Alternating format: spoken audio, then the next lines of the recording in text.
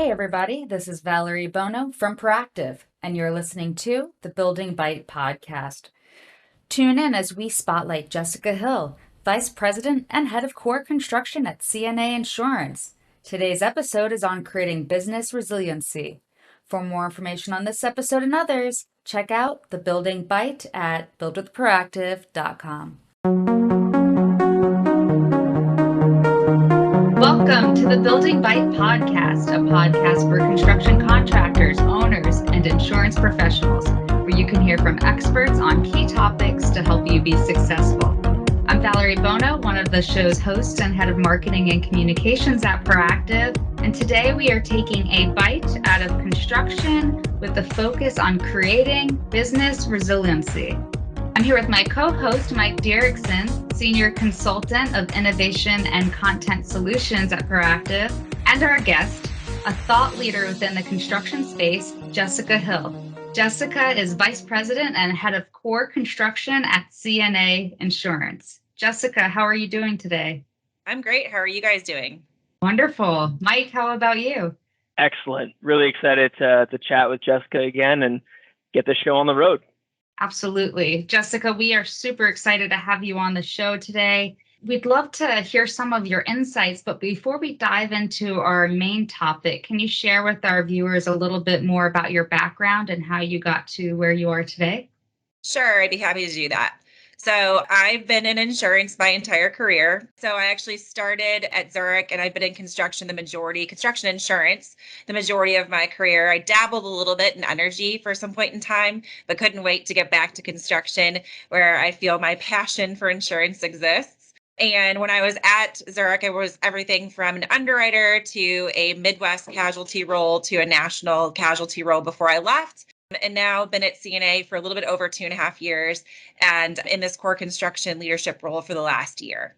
Yes, so that's a fairly new position. So congratulations on that new role. Would you be able to share a little bit how CNA defines core contractor and what you're doing in that new position? Yes, thank you. It's been an exciting year, especially behind your computer, trying to get this stuff done. But it's been really fun to meet everybody as much as I can virtually and in person.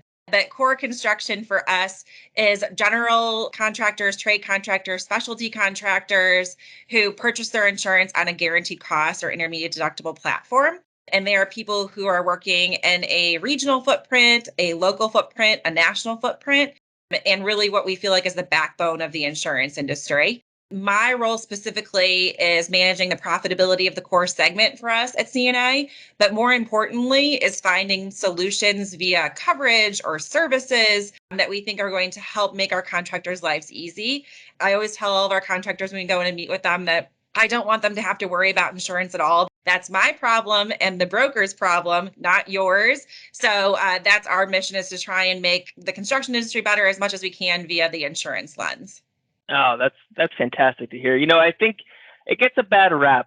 It's always contentious. Insurance, people don't like it. It's got a negative connotation sometimes, but it's really not, right? And I find that we're talking to so many people who are really dynamic in their space and are creating a collaborative environment. Like you said, we want to take that off your plate. We want to help you. This is what we do for a living. Let's make sure we can help you the right way. So love to hear that. And I think that's a great segue to dive right into our topic. So creating business resiliency, certainly dynamic, certainly something we've heard in the past, but in light of recent events, I think those traditional talking points are changing. There's a lot that's going on in the construction insurance industry. So if you could, maybe walk us through what being resilient looks like to you. Sure. So it's prepare, respond, and improve. Improve being the more important part at the end of it, right? To make sure that you are learning from your mistakes and you're able to use that to move forward in the next time around. And then to your point, Mike, earlier, understanding the changing landscape of what's happening in construction, especially over the last few years, is just so hugely important. So understanding the changing landscape, evaluating your own resilience capabilities, like where you stand today and what you think that you need to do, and then implementing evolving, again, responses to those things that you see as being potential issues for you and your company. Love it. Yes. So then, all right. So in your opinion, then, what are those first steps? What is the first thing you're going to speak to the GCs about as far as building business resiliency? I mean, so for me, the part that's interesting, right, is when you start thinking about this concept, you think about very static things that you can approach. So weather for me is kind of the first jumping point for that. Like, okay, how do I prepare if there is a tornado? What is my company going to do? If I'm sitting in Tornado Alley, how are we going to manage that? How am I going to manage the job site? How am I going to manage the employees? How am I going to manage the office? So to me, that's kind of a first step and the easiest way to start thinking about this concept, just because it seems very natural. People are already having those conversations in their businesses. Taking the weather part of it slightly differently is, if you're sitting in Tornado Alley, you expect a tornado. So you have the plan in place to be able to respond to it. Then you can adapt in the short term, and then you can recover from it and bring your business back to whole. But people like in Texas last year, during the huge freeze that they had, weren't necessarily, as a contracting community or anybody else for that matter, thinking about how that weather event was going to affect them for multiple days. So thinking about it slightly differently in business resiliency is like, what are things that are kind of different and evolving in our landscape with the environment that I need to be thinking about things differently with my business now than I would have thought about before? And some of the lessons learned that we saw from some of our contractors, an example was people left the office and they're worried about what's happening with their folks on the job site, which they should be, right? That's our first priority, is to make sure everybody's safe. But they left the office not realizing they weren't going to come back for a few days. Well, when they got back, they realized that they hadn't prepared their office for all of the weather that was going to be impacting them. So they had a lot of water damage that occurred in their office building. So for me, it starts there with our GCs or with any of our contractors for that matter, is start with what you already are thinking about in your landscape, and then broaden your horizons and think, what else could be out there? What else is happening and changing in this landscape that I need to be prepared for in future events? Jessica, these are really dynamic questions, and I think everyone needs to be thinking about them regardless of title, or if you're a carrier or broker, or even if you're, an insured on the other side of the table. So you always want to be prepared, right? And a recent challenge that we're hearing in the market is about the skilled labor shortage. How might you or one address those issues? An oldie but a goodie. I feel like now it's been going on. We can't even say for a couple of years. I think we've been talking about for, over 10, when all this talk about baby boomers starting to retire happened. But I think that business resiliency, again, putting on that cap, makes you think about it in a little bit of a different way. So historically, when someone was being forced to think about it, people are trying to put technology as a plug. Well, technology is going to fix it. Technology is going to fix it. Don't worry. And I think that a lot of people would argue that technology isn't the complete solution. However, we think it's going to help. But prior to the last 2 or 3 years, when people were forced with, okay, do I need to buy a piece of equipment, or do I want to invest in an app that's going to help me train my employees? I'd argue that the majority of people were looking at buying a piece of equipment because they saw that ROI coming just that much more quickly than investing in an app that might not be used. So now fast forward, and I'm sure a lot of people would have changed their answer, right? Because they were forced into, over the last couple of years, investing in an app or some sort of technology that would allow them to train as much as you can in construction virtually. So we're starting to see and feel that shift. So when I look back in my crystal ball that I have, would it have made sense to start slowly investing in some of those things, those small pieces that we can, to be able to get us to where we think that we might be with the labor shortage happening in the future? So that's kind of where I see what we might have learned from our lessons in the past and evolved in. And I see technology continuing to potentially help us from a labor shortage perspective in the future. And I think we're already starting to see that a little bit too. The equipment that we were talking about before, I think that we've already started people buying autonomous equipment, semi-autonomous or fully autonomous. And that, of course, obviously allows you to have a lesser amount of staff or laborers on the job sites. So I think we're already moving in the direction. It's just asking questions, bigger, broader questions about how we can use technology to respond to some of these issues that we're seeing with labor shortage. Absolutely. Are you seeing any item or technology in particular being used in the marketplace? Yes. So right now we are seeing a lot of it being used. I think it's scalable, right? It depends on how much money you have to invest and where you think your business is going. The autonomous equipment, I think people were probably doing that and not even thinking about it as technology because it feels more comfortable. But we're seeing use of drones increase significantly. And that helps from a variety of ways. We're seeing virtual reality starting to be used, lesser extent.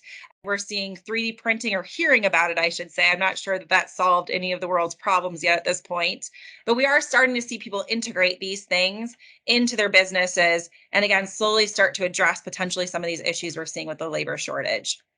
That's really fascinating. So, pivoting just a little bit to our last resiliency thought, that's centered around the 800-pound gorilla in the industry, right? And that is supply chain disruptions. So, these issues could be catastrophic, totally disrupt projects, their timeline, it can impact the overall quality. How do you see the industry building greater resilience in that particular area?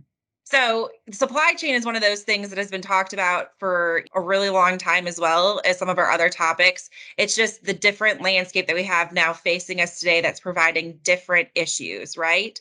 And so, some of the things that we're talking to our contracting community about is how is supply chain now going to impact the sequence of your events? So, if you can't get the right drywall, if you can't get the right steel, if you can't get the right fill in the blank, how does that change the sequence that you are building in? Does that change the way you need to pre-project plan? If we can't get the right material to the architect's specs, how is that going to change the way we're approaching it? Are we going to go back to the architect? Are we going to go back to the owner? How is that going to change our QA/QC process? We just need to be thinking about these things that we've potentially never had to think about before? Because even though supply chain has always existed, it definitely feels a lot more impactful to us now, and things that we know are going to prevent us from building the building the way that we originally had intended to build it. I was just at a conference last week, and one of the conversations was around inflation. And the topic was brought up about, this is probably the last planning cycle that we have that's pre inflation. So now not only are we potentially dealing with the impact of that, we're also dealing with the impact of these projects that have already been bid, that might not have these materials specifically. And then what do we do? So the whole changing landscape thing just comes up again. And there is definitely not, I would like to stress, a one size fits all solution to this. So you hear me asking a bunch of questions instead of giving answers, right? But that's the idea. And that's at the heart of this is ask yourself the question, push yourself to understand the landscape, to evaluate what you currently have, and then to implement those solutions and just really think out of the box. As we learned over the last couple of years, anything's possible now at this point, right? And to be able to push yourself to come up with some new creative responses for your business specifically. And I think the part where you get left out is if you're not thinking about it, right? If you stay stagnant with your same old approach to tornadoes, you're going to not know what to do if you get the freezing event. Yeah, spot on, Jessica. It's something that people need to be thinking about. And this whole industry is built around what if. How do we prepare? How do we make sure that we're going to make sure that the project happens the right way, on budget, on time? We had a guest on who actually told us about his PhD program. He created a video game that walked you through being a project executive. He had to build a project online. And I'm thinking, you know what? That's kind of really applicable to right now. Getting that on-job learning. Okay, the material didn't come in. What do we do? How do we fix that? So there's a whole other generation of young minds coming online right now who maybe we'll play that video game someday and build into that. So with that in mind, and talking about technology and everything, and keeping in mind that our audience is mostly made up of construction professionals, technology, insurance professionals, what do you think are some positive changes? What do you think might be coming down the road from all this that might help and increase these opportunities? So I think that the positive changes that are happening in the industry over the last couple of years have really just been openness to trying something new. When I feel like these topics were first coming up, there were two different camps of people the people who didn't want to listen and didn't want to change, and then the people who are, we need to spend millions and millions of dollars to try and fix all these problems via technology. And now I feel like there's a marrying going on of both of those ideas, and realizing that just because you have technology, that's not going to fix all of our problems. But also, we need to be open to coming up with different ways to approach these things, or else we really are going to be left in the dust or left with frozen pipes that are leaking everywhere. Insert whatever you want to. So for me, the positive that I've seen is really just this collaboration, like you had mentioned earlier, between everyone to truly make the industry better, as opposed to, having what you said before is like this contentious relationship that sometimes exists between the parties, which I've heard people, say that's what construction was started from, was contentious relationships. So the shift for me is really just seeing this more collaborative community come and evolve. Collaboration is so important, and now more so than ever. So, Jessica, on our podcast, we'd love to give our audience 3 takeaways. With regards to today's topic with business resiliency, what would your 3 takeaways be? So for me, again, just to go back to what we were talking about earlier, is take a good look at your business. So again, not a one size fits all approach. You're not going to find somebody who's going to come and tell you exactly what to do, hand you a manual, and then you're going to be ready to go. So the 3 takeaways are: stop what you're doing, not necessarily until we get to the end of the podcast, but stop what you're doing and look at your business, bring your folks together and start really understanding what the changes are of your landscape, right? What are the things that are impacting your business? Are you being affected by the ESG criteria that's currently going on? Are you being affected by labor shortage? Like, what is your real hot ticket items? And put those out there and start then figuring out what your capabilities are today. And then once you figure that out, you'll be able to start building upon it and coming up with solutions for your business about how to mitigate against potential risk, either via some sort of insurance coverage, via completely avoiding it, all those ERM things that we normally hear about. But it's really just challenge or understanding your landscape, figuring out what you have to do today, and then figuring out what you need to do tomorrow in order to be able to mitigate against your risk against those issues. Great points, right? And definitely things that we could all start to do. And speaking of which, we also like to accompany that, the 3 takeaways, with an action item. So something that is tangible, that could be done today, tomorrow, moving in that positive direction. So what do you think that action item would be? So my action item for everybody is just think creative about your risk beyond what you normally have thought about before. Jessica, we have a fun question for you now. What would be one thing that many people would be surprised to hear about you? I had to think long and hard about this one because I'm not very fun, as many who know me would attest. But the one that I came up with was one of my unique jobs that I've had outside of insurance. I know it's hard to believe, but when I was trying to earn money between freshman and sophomore year of college, I had friends that started working for a moving company that invited me along because they had a big paycheck for us, and they specialized in moving libraries. So that was a very unique, dusty summer between freshman and sophomore year of college, moving libraries. I will not be doing that again. So were these rare books, or are these just regular libraries? I definitely don't have enough of a library to hire a moving company to do that if I ever needed it. But what kind of books were they? So it was a variety of different libraries. I mean, we were anywhere from being at Northwestern trying to help them move so they were doing some construction, to we were out doing one for a church. So there was just a couple of local public libraries. So it was literally, the gambit. They were just really good at the Dewey Decimal System. That's what it's called. Right? I think that's what it's called. And figuring out where you're supposed to place the books so that when you move them, you can put them back. Jessica, you win the prize for being the first person to mention the Dewey Decimal System on the podcast. That is awesome. Keeping up with this line of thought, we do, as we start to wrap things up here, we always like to remind everyone you're taking a bite out of construction with a focus on business resiliency. We have a couple rapid fire questions for you, Jessica. Are you ready for us? I'm ready. All right, I've got the first one. What is your biggest challenge at work right now? I think for me, my biggest challenge has been how to connect with people in the world that we're living in. So starting at CNA in November of 19, I had a very short window for when I actually got to meet a lot of the colleagues that I have in person.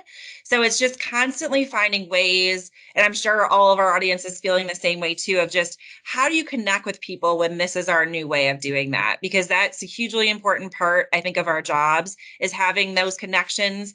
And for me, it's been harder to do that via this form of communication, even though we're getting better at it. But I think that's our biggest challenge is how do we be impactful with the people, the colleagues that we work with in this kind of an environment? Very true. A couple of years ago, what was Zoom? What is Teams? And now it's every single day we're on these platforms.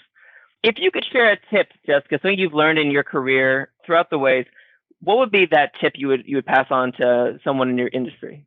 So because I have to stay theme, right? But I would really answer this way is that you shouldn't sweat the small stuff, but you should always be prepared. I can remember when I was an underwriter and I literally would spend hours and hours and hours preparing for a meeting and I'd be so stressed out about it. And then I'd go into the meeting and I'd be like, oh, that wasn't that bad. Why was I so stressed out about it?